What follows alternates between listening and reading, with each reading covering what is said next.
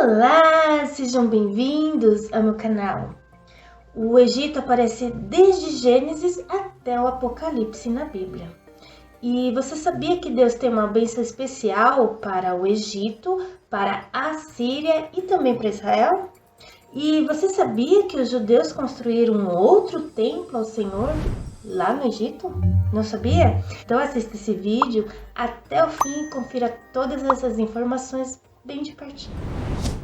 Bom, o Egito chama-se Misraim e é mencionado pela primeira vez lá na genealogia dos descendentes de Noé.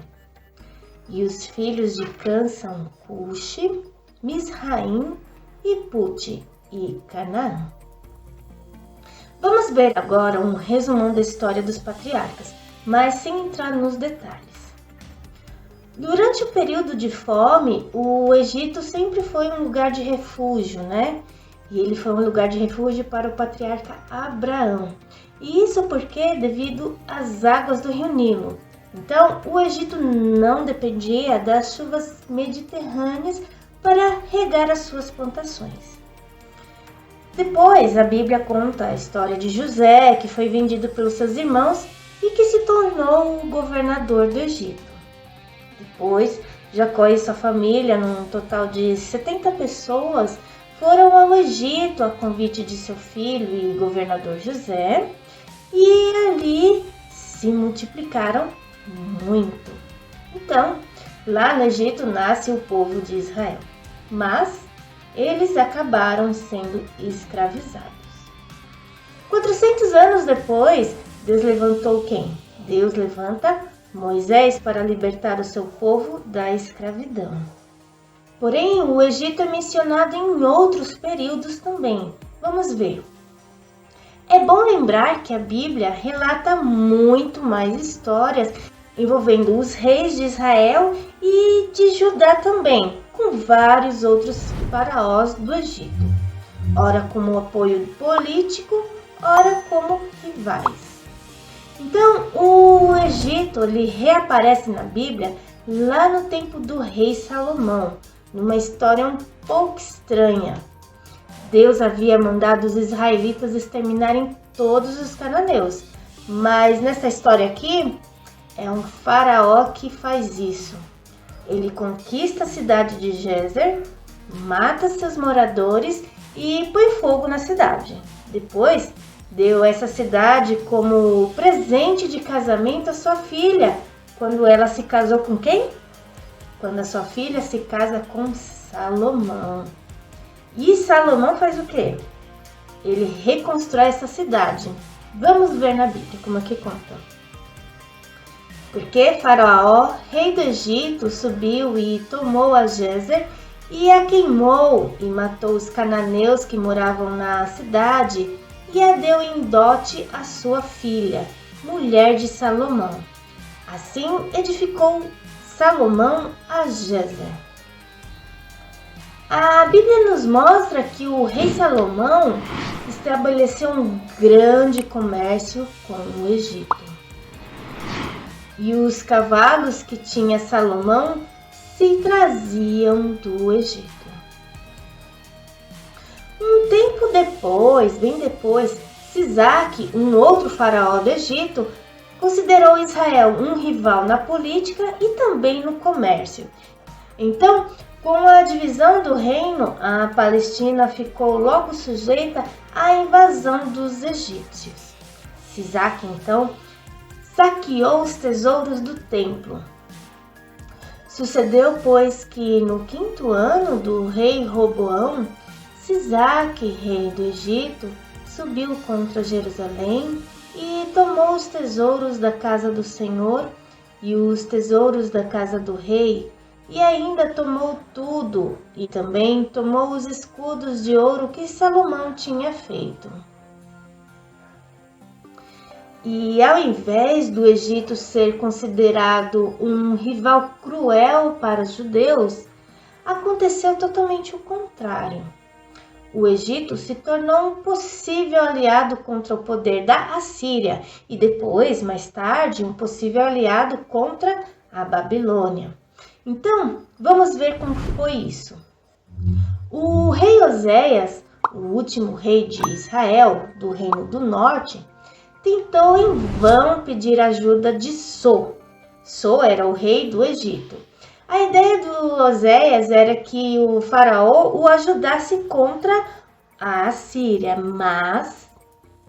porém, o rei da Assíria achou em Oséias conspiração, porque enviara mensageiros a So, rei do Egito, e não pagava presentes ao rei da Assíria cada ano, como dantes.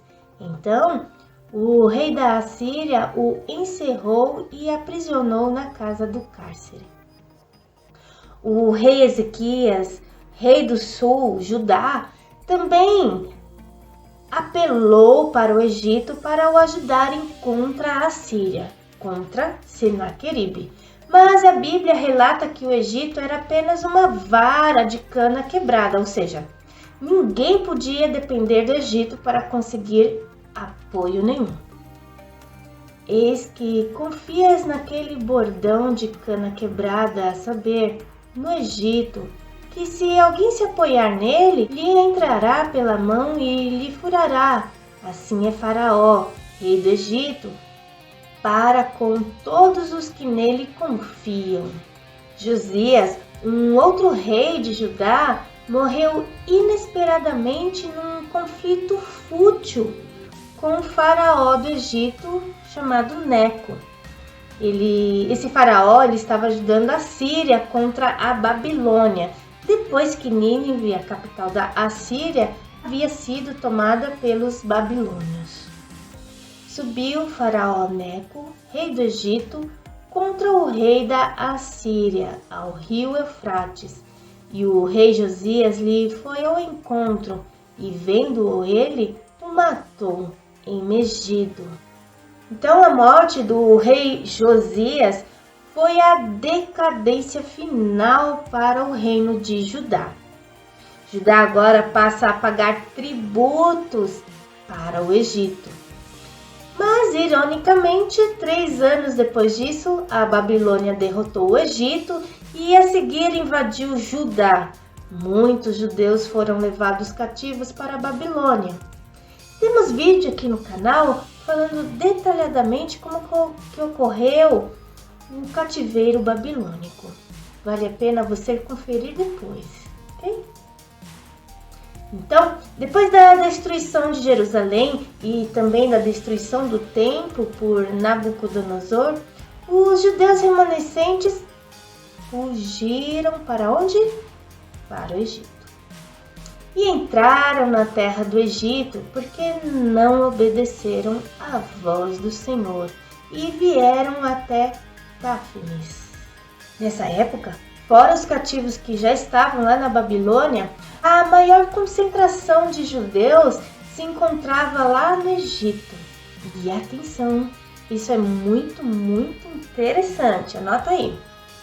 Existem textos aramaicos relatando que os judeus que fizeram seu assentamento lá no Egito, nessa época que eu estou falando, eles possuíam seu próprio templo como altar, no qual ofereciam holocaustos e sacrifícios.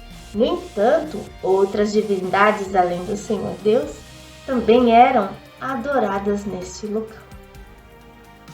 Já durante o período interbíblico, foi realizado lá no Egito a tradução do Antigo Testamento do hebraico para o grego, a Septuaginta.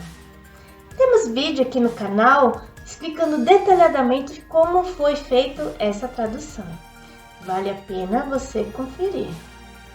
O Egito no Novo Testamento. Vamos prestar atenção a esta profecia. Quando Israel era menino, eu o amei, e do Egito chamei a meu filho. Como todos já sabem, Deus mandou José levar Maria e Jesus para as terras do Egito. Levantando-se ele, tomou o menino e sua mãe de noite e foi para o Egito, e esteve lá até a morte de Herodes, para que se cumprisse o que foi dito pelo profeta que diz: do Egito chamei o meu filho. E olha só que interessante, no dia de Pentecostes, entre os judeus estrangeiros, entre os judeus que estavam na dispersão, que ouviam as línguas e também ouviam a mensagem, estavam ali também habitantes do Egito. E Frígia e Panfilha, Egito. A última alusão bíblica ao Egito está registrada em Apocalipse, onde Jerusalém é chamada de Sodoma e Egito. O uso dessa alegoria torna o Egito o símbolo do pecado. Na praça da grande cidade, que espiritualmente se chama Sodoma e Egito, onde o seu Senhor também foi crucificado. Mas é bom lembrar que os profetas pronunciaram várias profecias contra o Egito, mas o Senhor também deu a Isaías uma profecia muito especial, uma profecia relativa ao Egito que incluía a promessa de que esse povo finalmente se voltaria para o Senhor Deus. Naquele dia, Israel será o terceiro com os egípcios e os assírios, uma bênção no meio da terra, porque o Senhor dos Exércitos o abençoará, dizendo: bendito seja o Egito, meu povo, e a Síria, obra das minhas mãos, e Israel, minha herança. Amém. Por hoje é só. Até mais.